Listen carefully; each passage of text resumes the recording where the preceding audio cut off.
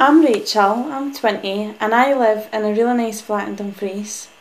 I work in an office in the town and I'm studying part-time during the evening. I've got a really nice bunch of mates, some I've known since I was young and some who I met through work. My best mates are Daniel and Zoe, but there's a big gang of us who all go out together and sometimes we'll go on holiday too. They're a really good laugh and we're dead close, and usually on a Wednesday night we'll play pool together. They've all got their own homes but they practically live at the flat anyway. We always go up the town at the weekend for a few drinks and then we'll go into a club, and me and Zoe always go shopping on a Saturday morning for little clubby outfits and little tops and stuff. Anyway, the club was where I met Jamie. We've been together for 4 months now and he's stunning. I can't believe he hasn't been snapped up before now.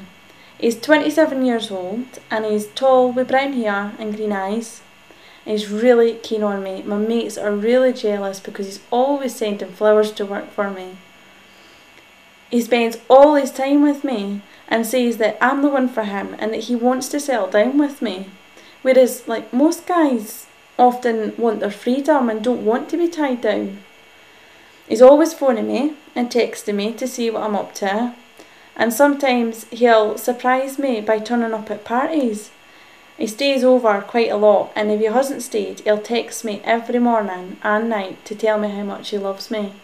He also emails me at college and texts me at lunchtime, and sometimes he'll come and meet me for lunch as well.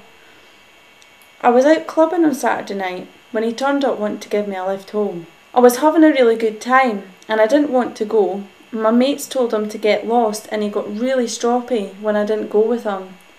That really annoyed me, but he turned up the next day with flowers to apologise. I told him he can come out with all of us, but he says my friends don't like him, especially Dan. He says that Dan's after me, but that's just stupid. Dan and I are like brother and sister. He says we should go out on our own and that if I was serious about him I wouldn't want to go out with my mates all the time. He feels we don't get enough time alone because they're always at my place. My sister knows his ex Jane, and Jane said that he was like this with her, really possessive.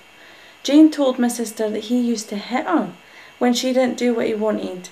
She also said that he stopped her seeing her friends. After living with Jamie for about 14 months she had no friends left and didn't even see her family.